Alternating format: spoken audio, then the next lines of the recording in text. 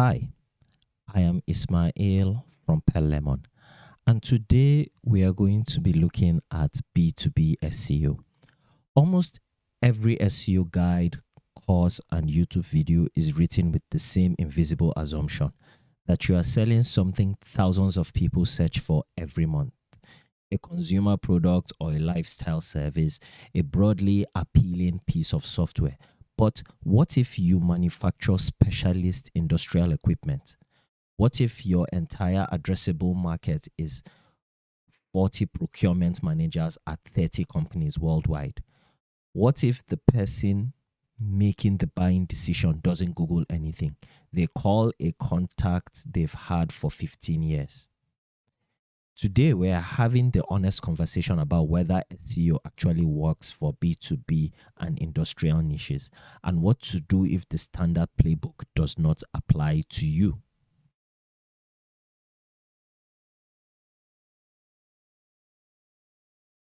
Here is the first thing you'll discover when you do keyword research in a serious industrial B2B niche. The numbers are tiny. Search volumes that would make a consumer SEO specialist laugh, like 50% searches a month, 20 searches a month, sometimes fewer. And the instinct is to conclude that SEO isn't worth pursuing. But that instinct is based on the wrong mental model.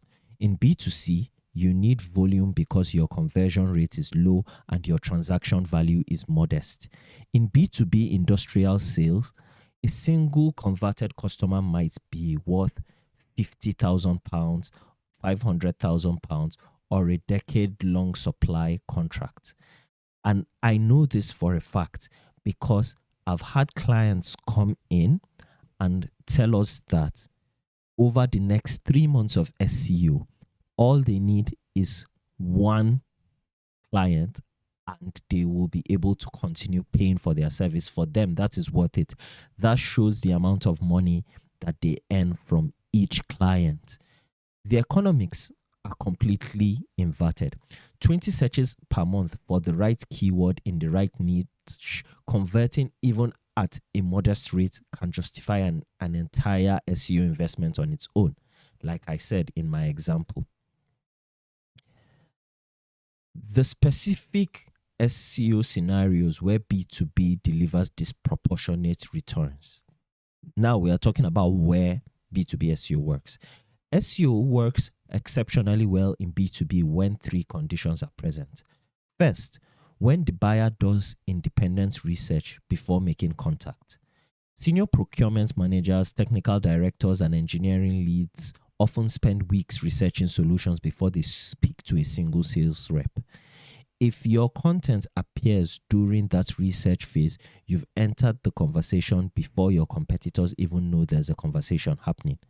Second, when the buying cycle is long. The longer the sales cycle, the more touch points matter. And SEO creates passive touch points that compound each time without ongoing spend. Third, when the search terms have commercial specificity. Someone searching industrial vacuum conveying systems for pharmaceutical power handling is not browsing. They have a problem, a budget, a deadline. That search is worth more than 10,000 lifestyle keyword clicks. Now, where doesn't it work? Honesty matters here. There are B2B situations where SEO will never be your primary acquisition channel, and pretending otherwise wastes time and money. If your total addressable market is genuinely 20 companies and all buying decisions go through personnel relationships and existing vendor contracts, organic search will never move the needle meaningfully. If your product is so specialized that no standardized search language exists for it yet, buyers don't know what to type because the category itself is new. SEO can't capture demand that isn't being expressed. And if your sales cycle runs entirely through trade shows, industry associations, and direct referrals, the person with budget authority may never interact with a search engine in a professional capacity at all. In these cases, SEO might still have supporting value, brand validation when someone Googles you after a referral, for instance, but it will never be the engine for growth. Now, what B2B industrial SEO actually looks like in practice. If you've established that SEO has a role in your niche, the strategy looks very different from a consumer playbook. Forget about traffic volume as a metric entirely. It will mislead you constantly. Instead, optimize for search intent precision. Go after the longest, most specific keyword phrases you can find because those represent buyers deepest into the research process. Build content around the technical questions your sales teams get asked before a deal closes. Specifications, compliance requirements, installation considerations, integration complexity, total cost of ownership. These are the questions buyers are asking Google at midnight before a big procurement decision. Be the resource that answers them better than anyone else, and you become the vendor they already trust before the first call. Also think about the full buy-in committee. In industrial B2B, the person Googling technical specifications isn't always the person signing the purchase order. Create content for the engineer during research and separately create content for the finance director validating the investment. So, final question. Does SEO work for industrial B2B or not? The honest answer is it depends entirely on whether your buyers use search as part of their buying process, and most industrial companies have never actually checked. Before you invest in SEO or dismiss it, do one thing.